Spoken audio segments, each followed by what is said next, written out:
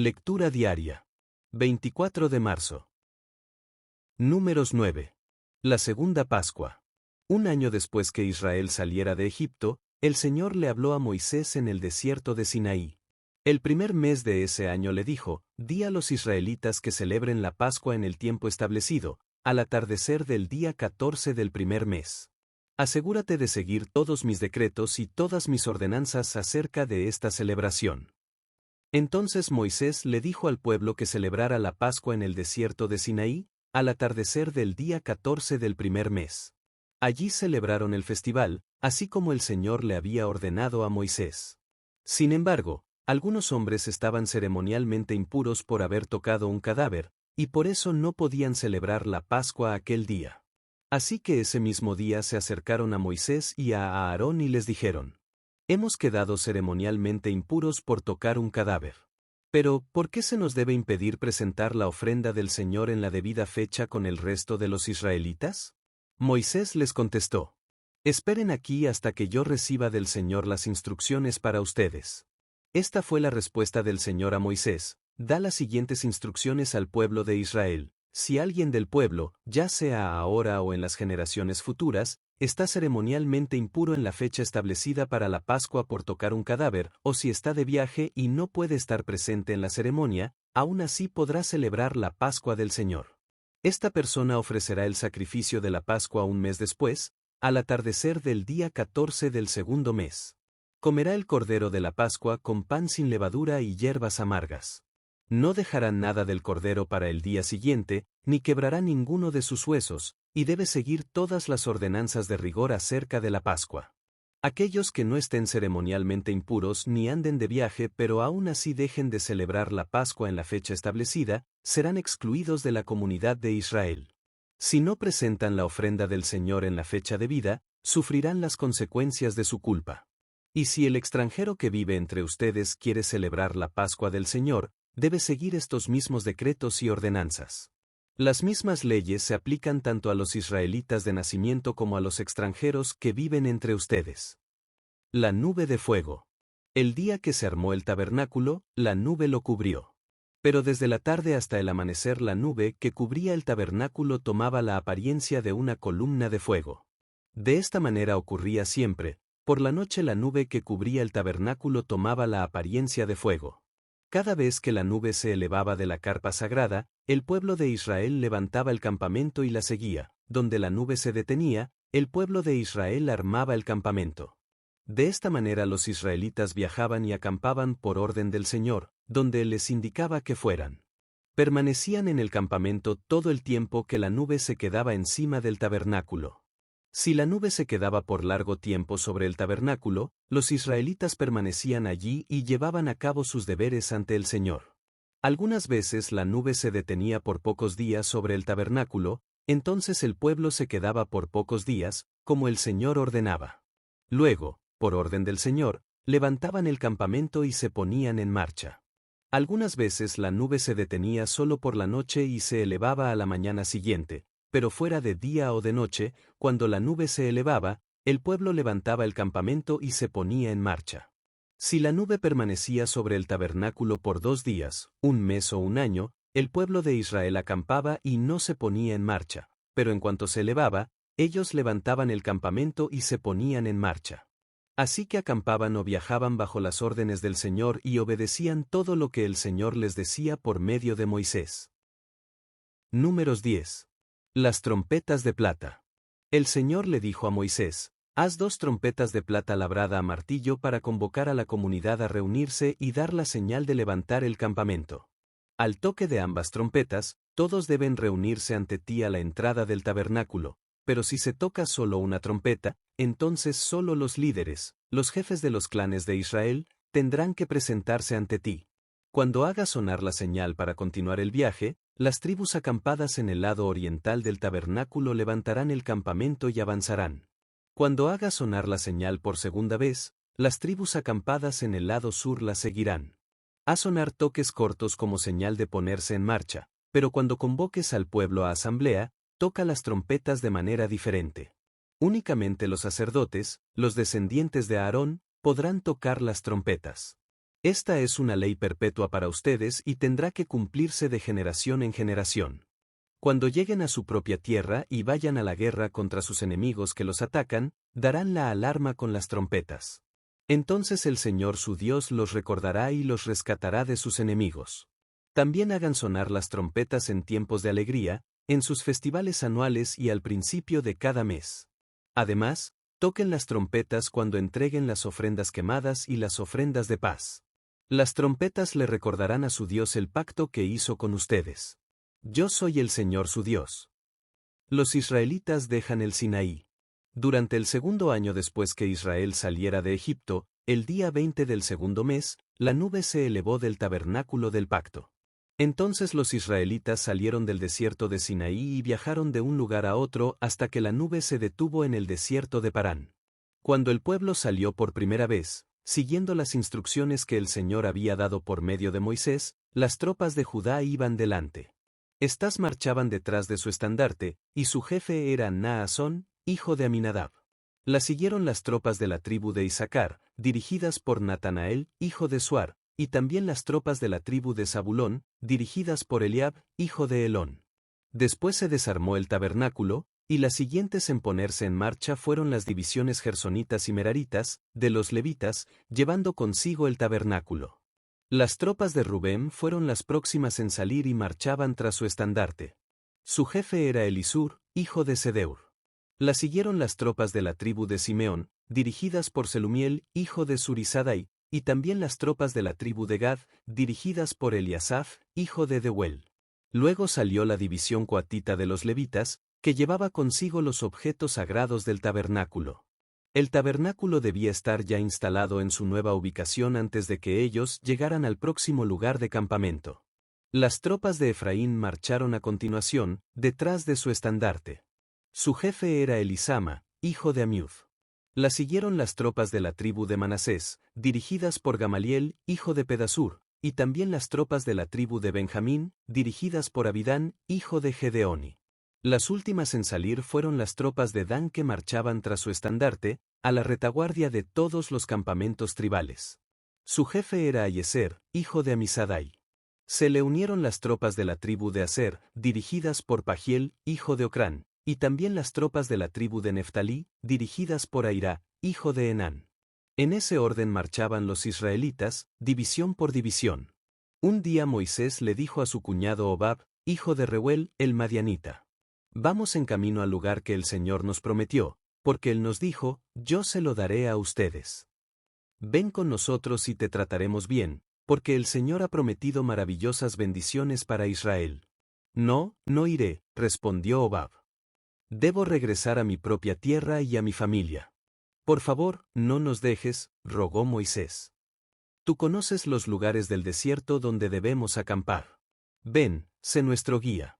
Si vienes con nosotros, compartiremos contigo todas las bendiciones que el Señor nos dará.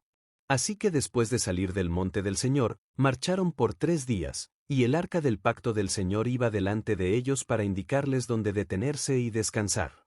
Cada día, mientras continuaban su viaje, la nube del Señor se mantenía en el aire sobre ellos. Siempre que el arca salía, Moisés gritaba: Levántate, oh Señor, y que se dispersen tus enemigos. Que huyan ante ti.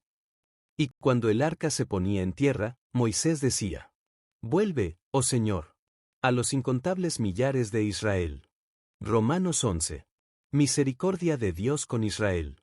Entonces pregunto, ¿acaso Dios ha rechazado a su propio pueblo, la nación de Israel? Por supuesto que no. Yo mismo soy israelita, descendiente de Abraham y miembro de la tribu de Benjamín. No, Dios no ha rechazado a su propio pueblo, al cual eligió desde el principio. ¿Se dan cuenta de lo que dicen las Escrituras sobre el tema?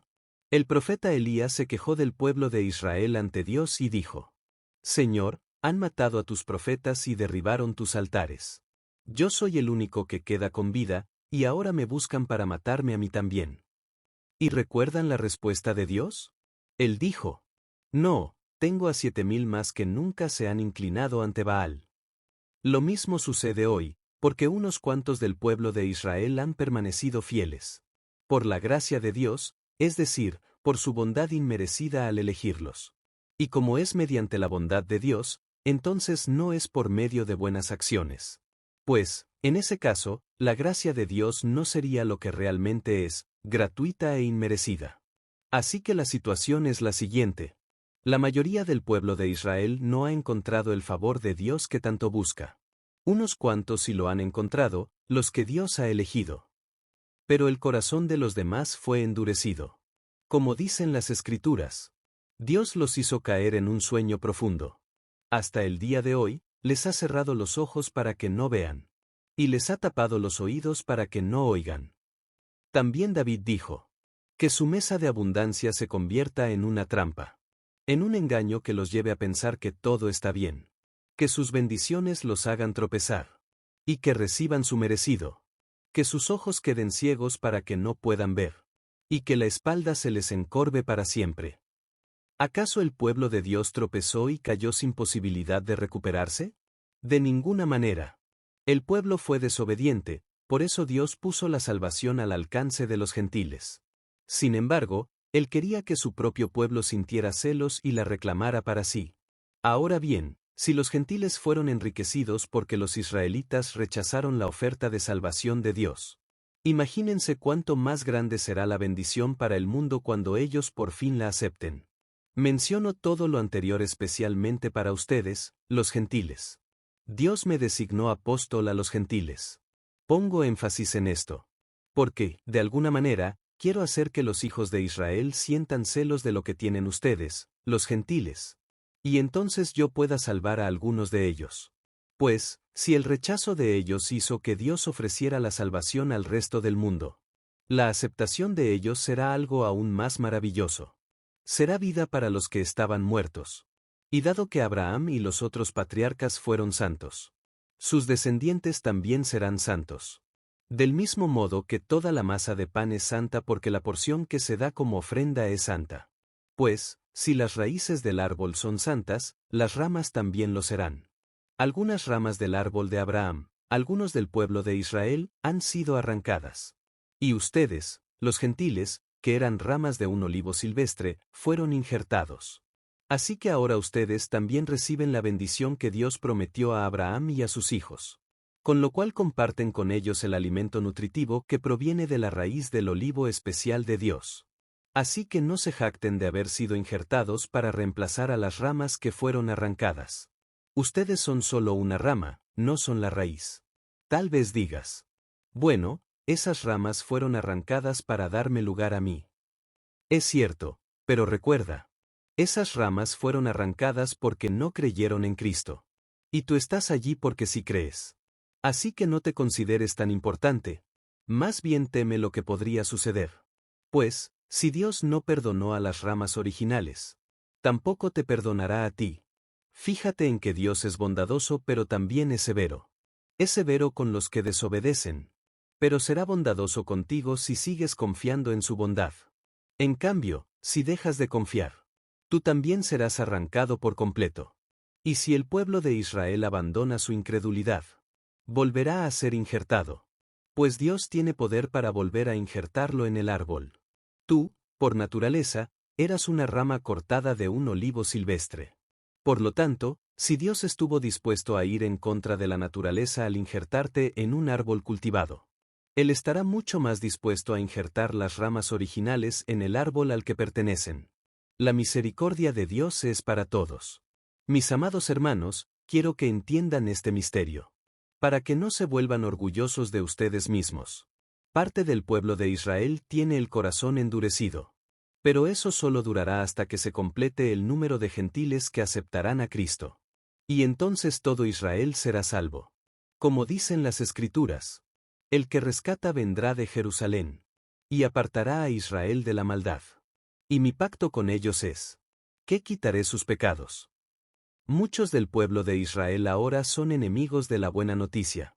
Y eso los beneficia a ustedes, los gentiles. Sin embargo, ellos todavía son el pueblo que Dios ama. Porque Él eligió a los antepasados Abraham, Isaac y Jacob. Pues los dones de Dios y su llamado son irrevocables. Ustedes, los gentiles, antes eran rebeldes contra Dios. Pero cuando el pueblo de Israel se rebeló contra Él, Dios tuvo misericordia de ustedes y no de ellos. Ahora ellos son los rebeldes. Y a ustedes Dios les mostró su misericordia, para que ellos también participen de la misericordia de Dios. Pues Dios encarceló a todos en la desobediencia, para poder tener misericordia de todos. Qué grande es la riqueza, la sabiduría y el conocimiento de Dios. Es realmente imposible para nosotros entender sus decisiones y sus caminos. Pues, ¿quién puede conocer los pensamientos del Señor? ¿Quién sabe lo suficiente para aconsejarlo? ¿Y quién le ha entregado tanto? ¿Para que él tenga que devolvérselo? Pues todas las cosas provienen de él. Y existen por su poder. Y son para su gloria. A él sea toda la gloria por siempre. Amén. Salmos 32. Salmo de David. Oh, qué alegría para aquellos a quienes se les perdona la desobediencia, a quienes se les cubre su pecado. Sí, qué alegría para aquellos a quienes el Señor les borró la culpa de su cuenta. Los que llevan una vida de total transparencia. Mientras me negué a confesar mi pecado, mi cuerpo se consumió, y gemía todo el día. Día y noche tu mano de disciplina pesaba sobre mí. Mi fuerza se evaporó como agua al calor del verano. Interludio. Finalmente te confesé todos mis pecados. Y ya no intenté ocultar mi culpa. Me dije, le confesaré mis rebeliones al Señor. Y tú me perdonaste. Toda mi culpa desapareció. Interludio. Por lo tanto, que todos los justos oren a ti, mientras aún haya tiempo. Para que no se ahoguen en las desbordantes aguas del juicio. Pues tú eres mi escondite. Me proteges de las dificultades. Y me rodeas con canciones de victoria. Interludio. El Señor dice, te guiaré por el mejor sendero para tu vida. Te aconsejaré y velaré por ti. No seas como el mulo o el caballo, que no tienen entendimiento, que necesitan un freno y una brida para mantenerse controlados. Muchos son los dolores de los malvados, pero el amor inagotable rodea a los que confían en el Señor. Así que alégrense mucho en el Señor y estén contentos, ustedes los que le obedecen. Griten de alegría, ustedes de corazón puro.